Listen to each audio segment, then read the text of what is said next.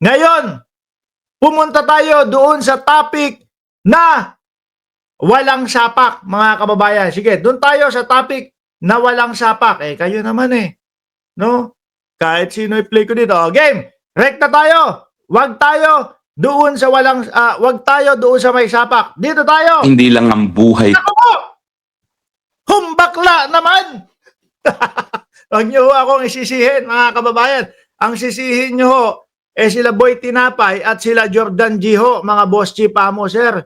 Sila ho ang nag-line up ng mga topic natin. Ano?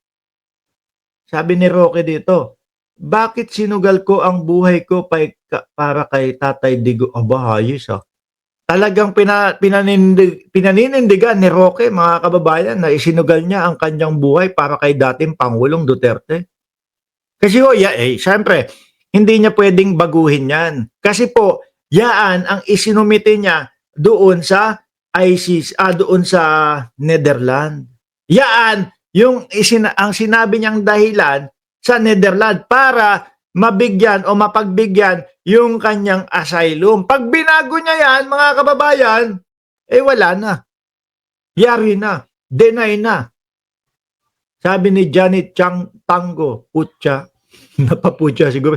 Hindi nga, siguro sinabi, hindi nga Saltek, humbakla naman. Bading ba si Roque? Hindi kasi ako naniniwala na bading si Roque. Dot Pinas. Ikaw, naniniwala ka? Kayo dyan sa comment section, 1,800 viewers. Naniniwala kayo bading si Roque? Ako hindi. No? Hindi. Bakit? Nung nasa bangka sila ni Ronnie Liang, naalala niyo yun? Yung macho, yung singer yata yun kung di ako nagkakamali. Pasensya na ho, hindi ko kilala si Ronnie Liang. Hindi lang talaga ako more on Filipino artist. Dahil ang mga napapanood namin dito, puro yung mga palabas sa Estados Unidos. Nung nandun sila, ang dalawa, sa bangka, matigas ang pagkakasabi ni Roque. Sabi ni Roque, tingnan natin. Ganon. Lalaking-lalaki pagkakasabi ni Roque. Tingnan natin kung mapapatoples natin si Ronnie Liang. Ganon. Matigas mas matigas pa sa akin magsalita. With matching yung kilay, mataas pa. Tingnan natin kung mapapatoples natin si Ronnie Liang. Mahilig lang po siyang magpatoples ng mga kapwa lalaki. Pero matigas mga bossing. Natubo yung gusto niya. Ay, grabe kasi.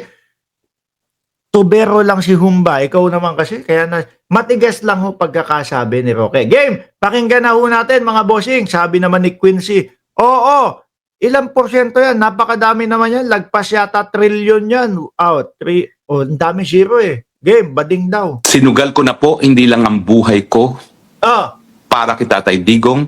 Hindi dahil siya ay minahal ko. Hindi lang po yun. Kundi naniniwala ako na si Tatay Digong ang nagbigay ng pamumuno na nagpabuti ng antas ng kabuhayan ng mga Pilipino, naging dahilan kung bakit taas noong ngayon ang Pilipino sa buong daigdig. Oy, nahihiya nga kami. Nakita mo nga, tingnan mo nga yung mga followers ni Tatay Digong nyo dyan. O kayo nga, nahihiya nga kami sa mga pinaggagawa ninyo. Di ba? Biruin nyo, nagmumukha kayong representative ng mga Pilipino dyan sa Netherlands, dyan sa ICC. Tapos pag-aawayan nyo, humba, pagkain, anak ng tokwa naman yun. Puro away. Sabi siguro ng mga Dutch na police, ano ba tong mga supporter na ito? Sila nag-aaway araw-araw. At saka talagang gusto lang nitong si Harry Roque na ipilit na siya ay sumusuporta kay dating Pangulong Duterte kahit na po binabalasubas na siya. Ano sabi sa kanya? Nung si Koopman, sabi daw nung dating Pangulong Duterte, umuwi ka na, harapin mo na yung kaso mo. O di ba, Roque? Yun. Pero hindi niya mabastos, hindi niya masagot-sagot. Bakit to? Kasi nga, yun yung gusto niyang ipakita sa Netherlands na Kaya ako nandito at humihingi ng asylum sa inyo dahil ginigipit ako ng gobyerno ng Pilipinas dahil sa pagmamahal ko kay dating Pangulong Duterte. Yan yon, Roque, kaya ipinipilit mo. Pero ang totoo, kaya ka nandyan at humihingi ng asylum dahil gusto mong takasan yung kaso mo na human trafficking. At hindi mo maipaliwanag yung kaperahan mo na galing daw sa Pogo. Yan yun. Salamat po, Sir Miko Boy Cereza Post sa inyong super sticker. O tuloy mo, kung bakla, last na, pupunta na kami kay Kiko Barsaga. Sinugal ko na rin po ang relasyon ko sa pamilyang Duterte sa aking mga Putik na to, iiyak na. suhestyon Oh, iiyak na sa na. ngayon po Oh, ay panandali ang isinantabi. Siguro naman po, naintindihan nila kung bakit ako'y naghahanap ng alternatibong remedyo. Dahil mukhang malinaw po, political pa rin talaga ang ICC. naku, napagbintangan pa na political pa din ang ICC. Gusto lang nila dyan patas, pantay. Roque, kayo kasi puro kasinungalingan kayo. Kaya ho pati yung interim release nung inyong tatay dyan, hindi mabigyan-bigyan dahil puro kasinungalingan, puro kalokohan. O, pati yung kalagayan ng dating Pangulong Duterte, pepekein nyo pa. Ang sasabihin pa is sasabihin nabagok yung ulo, sasabihin ng Vice Presidente nawalan ng malay, wala naman daw katotohanan. Alam nyo mga kababayan, bago po i-dismiss yung interim release ni dating Pangulong Duterte, meron pong naging post ang ICC. Sabi nila, kukuha kami ng 3 eksperto para sumuri sa kalagayan ng dating presidente ng Pilipinas. Tingin ko nabuko yung mga paggaganyan nyo, yung mga pagsisinungaling ninyo. Kaya ayun, deny na nga lang natin to. May pa jailbreak pa sila.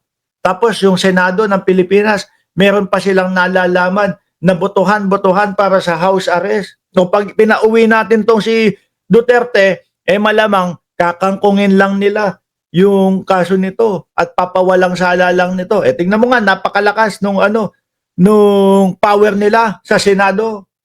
Mga senador din ang may kasalanan kung bakit ganyan mga bossing. Hindi na aprobahan. Ngayon, alisin na ho natin ito mga kababayan. Alisin na si Greco. Pumunta na ho tayo doon sa content na walang saltek ho mga bossing. Pumunta na tayo. Kanina nyo pa hinihintay. Pumunta tayo doon sa pag-uusapan na walang involved na saltek ho mga bossing. Okay? Game! Uy,